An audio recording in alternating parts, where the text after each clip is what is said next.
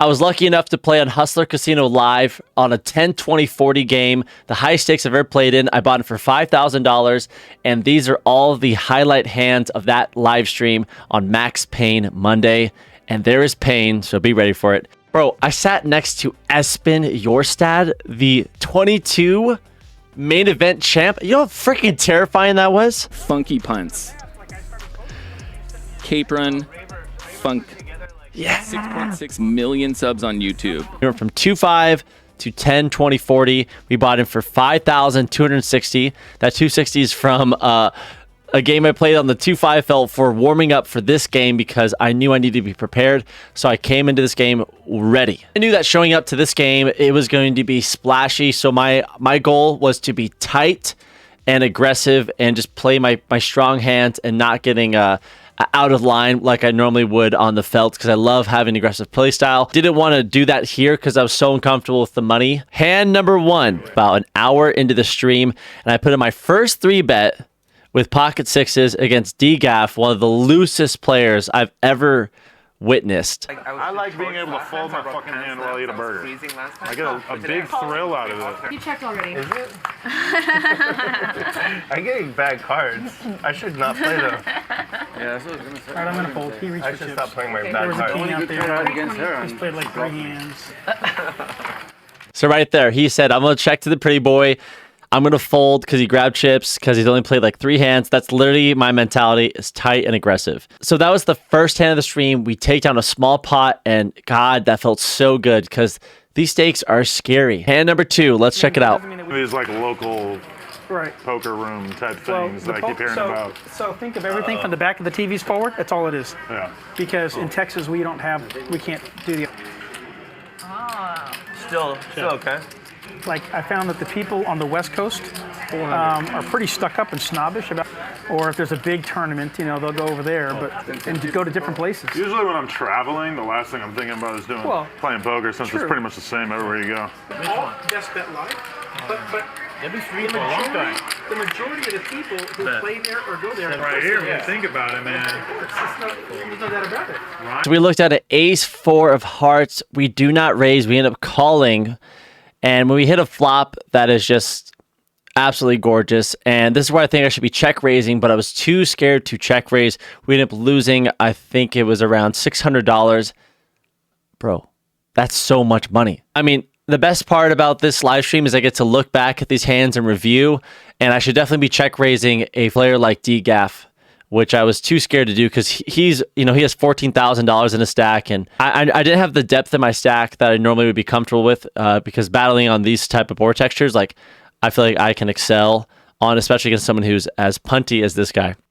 All right, guys, get ready for the pain. All right, here we go. We look down at ace 5 of spades. We get a raise from DGAF, who's someone I know is loose, and we're going to go in for the 3-bet out of position. There's nothing wrong with that. That's the Seinfeld reference. So we raise it up to $1,100 for a 3-bet.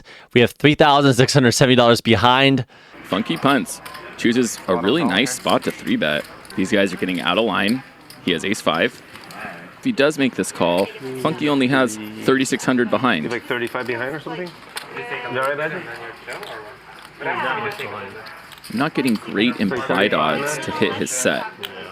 All right, fine. He makes the call anyhow. Flop comes Jack, 6, Jack, 2 diamonds. We have ace 5 of spades. We literally have nothing here. This is a total win. She won't even let me smoke weed near her because she's breastfeeding or whatever.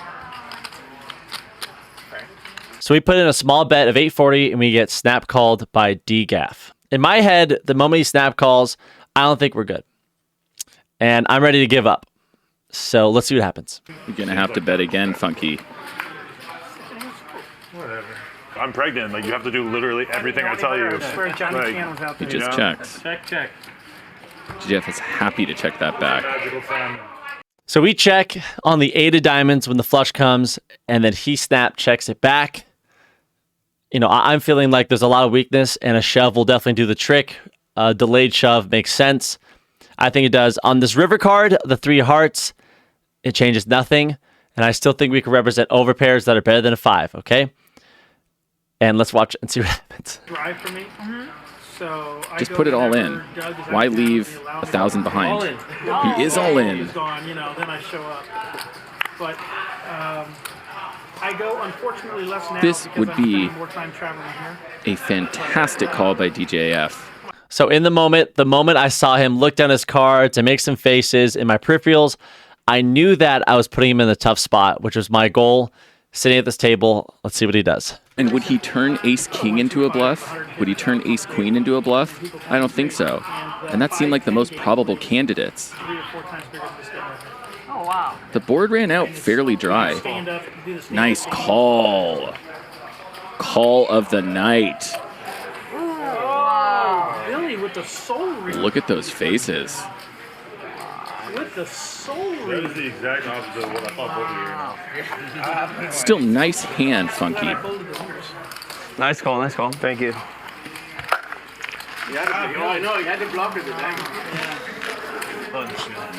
I mean, I look like everything's okay, but my world was rocked. After that, I reconciled with my friends, and they said, hey, you should be shoving on the turn there, not checking, then ripping. Obviously, board texture is horrible to be ripping on too, on the flop essentially, but on the turn, I think it was a great candidate for a rip. Almost a better spot than that river. Lots and lots of pain behind that face, and still to this day, it stings. I'm ready to go back when I have the bankroll for it and battle again with DGAF, a very talented player. Yeah, he's got like a loose aggressive style, but he made a wonderful call. Absolutely killer instinct. Just read my soul. And shouts out to him. So we reload, and we're on to more hands. Price went up, 420. So on Max Payne Monday, we were playing the 7 deuce game, but we agreed to change it to Queen Deuce. Israeli Ron is there, and that's his favorite hand. So we look down at Queen Deuce, and we go for the open. Guy to my left, the 2022 World WSOP champion, has pocket kings. And he 3-bets to 420. Does Funky want to show the meaning of his name? No, no punt. So we do not put it in. The moment the 2 tightest players are in a 3-bet pot multi-way, especially with a bunch of cold callers, Queen Deuce is not a shove there. I just had a feeling that I was extremely behind regardless of what could possibly be bluff. So we let it go, guys, to see another day. On to the next hand. To get Right? So let's say you weigh some 200 pounds. fitness If you bet or lost 20 something pounds, going on. then that's the percent. But, you know, weigh 180 pounds and lose 18 pounds. DGAF raises 6-5 offsuit to $200, and we have ace-10 offsuit, and we decide to call because we think calling here is going to be more profitable than re-raising. Just my hunch that I was getting, so that's what we do. Staples go viral back in the day was that him and his brother both did a weight or something like that. They're supposed to hit the same weight. Right. Yeah. Oh, it was with Bill. Bill won, right? The same weight. Like Jamie was very overweight and his brother was very underweight. Or like Okay. DGAF bets 170. I raised to 420. There's a club draw. Yeah, we have a club blocker, but I just, if this guy has something, I want to charge him for it, and he ended up having nothing, so we take down a small pot, but a win's a win, especially after getting your soul wrecked. On to the next hand. So it's a limp pot. I call with 4-3 of diamonds in the small blind, and it gets checked over to Margot. She checks, and now we're going 6 ways to a flop.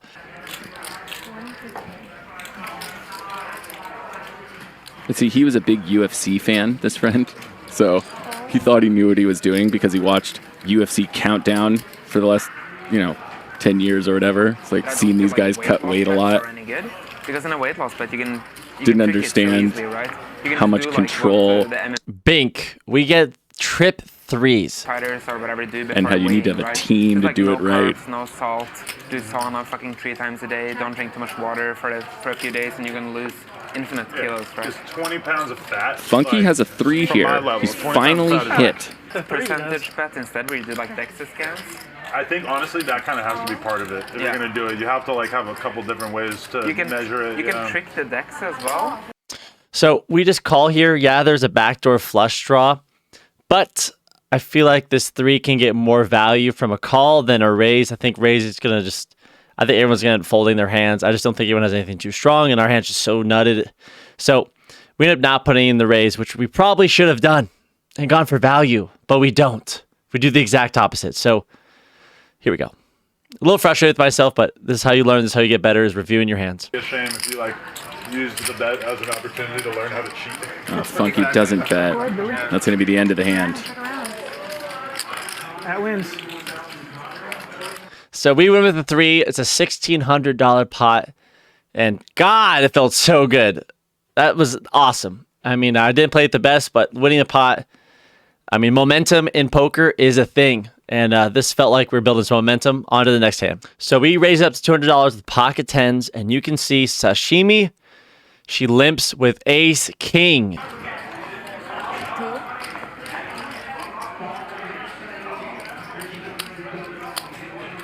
2,000. So she bets $2,000. All right, we have pocket 10s. Our stack is so tiny. We have $6,850. I know that calling this is just kind of ridiculous. And shoving also feels ridiculous. I think calling here and seeing a flop is the best move here. I know Sashimi's very capable, very talented player, especially for a squeeze spot like this. Let's see what I do. We don't take too much time thinking about it. We made our decision pretty quick. This would be a coin flip normally, but there must be a lot of aces and kings dead because she's only, well, she hits. Not the flop you like to see with 10s. The run bad for Funky just continues. And so I check back, obviously. And guess what she does again? She checks again. And I'm like, 9s? Queens? Ace queen? Like, I have ace jack. I'm like, okay, I bet you a small bet here will take any like ace queen holding down. I truly didn't even think. I felt and made a move. And that's where I think the big mistake was. And I should be checking this back, but we do make a bet. Nothing doing this.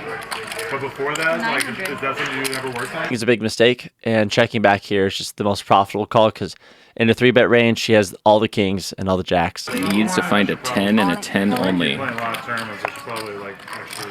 That's the end of the game. Why did I bet? That's what he's thinking. Why did I bet? Could have seen a free river. Set of jacks every single time. We lose $2,900 in the matter of 2 minutes. On to the next hand. Oh, the disappointment in my face, guys. It's just variance of poker is hard to adjust to because when you're running good, it feels right. And when you're running bad, it feels wrong. And it's just like, it can really just stick to your like mental game running bad. So I don't think it chops bad. We made $280, but you know, we had a great hand. We smashed a flop. The run out was so clean and we ended up chopping against the same hand, which is okay with me. It's better than losing, but it was our opportunity to get value and we weren't able to do it. And now this leads us to the last hand on Max Payne Monday with Mr. Funky Punts himself. All right, so Adam 22, the podcaster, has Queen Deuce. That is the bounty hand. If you win, you get paid by everybody on the table. And he raises it up to $140, I think. We have Ace King. Like, I know that our hand is so strong here. We 3-bet to $500. You go on a larger size to charge all these other garbage hands that people potentially have. And we're ready to battle if someone rips it because we are very, I'm very aware of my stack size and I'm ready to rip it with this hand. So let's see what Adam 22 does. Beer, a small cup. Bump it up. 31.20. Then there's a 4-bet to $3,120. He essentially puts me all in. I did not come here to fold Ace King, guys. Makes the call. We call fast, okay? All right. Oh. Oh, I'm live. I am so live. You're live. Oh, man, I'm live. You have to win. So everyone at the table now is rooting for Funky. If Adam wins, everyone will owe him $100 extra. Oh. There's a deuce in the window. Oh, no. I need a clip, Feldman. Give him a video. Feldman, clip me up. Clip this guy. Oh, yes. Ace. Always a sweat. Ace. Ace. No way. He's had a baby. Ace. Ace one time for Funky. He needs diapers. Ace. Can he do This is it? so rigged if it's an ace. Ace. Magic ace. Everyone wants the ace, except for Adam. Nice hand. Not today. All right. I'm out, guys. That was fun. Hey, appreciate you, that man. was fun. Hate to do it to you. You're okay. You're okay. It's all good. Hey, Adam, Yeah, collect that's your fun. $100 from money them. from everybody, right? Appreciate it. Yeah. Yeah. What an unlucky night for Funky. So it's been nearly 2 months since Max Payne Monday, and we're finally reviewing this on this channel, and God, it still hurts. But I'm proud of how I played. I know in some spots I could have made some adjustments. I had the balls, the cojones, pull up to Max Payne Monday, $10,000 buy-in game, 10, 20, 40, and I played decent. And we definitely ran into it, but that's okay. We ended up losing $12,000, the most we've ever lost in a game. And to end it on Queen Deuce for Max Payne Monday, this is just an ironic tale of Funky Punts coming back to Max Payne Monday to deliver the pain back to everybody. It works. It's like yin and yang, you know what I'm saying? I'm going to take some pain, and I got to give some pain away. Make sure you guys subscribe to the channel, leave a like, and leave a comment. How do you think I played this? Was I horrible? Was I great? I really am curious what you guys think. I would love your advice and critiques as well. And lastly, I've created a poker team with my best friend, Gil. We are the owners of it. It's called Raise Poker. You guys should check it out. Link in the description. Our goal for Raise is to build a community full of casual professional players. We want to learn together. We want to teach, and we want to entertain and make some awesome content together and teach you how to make content too if you're interested. So check it out. Link is in description as always. See you guys.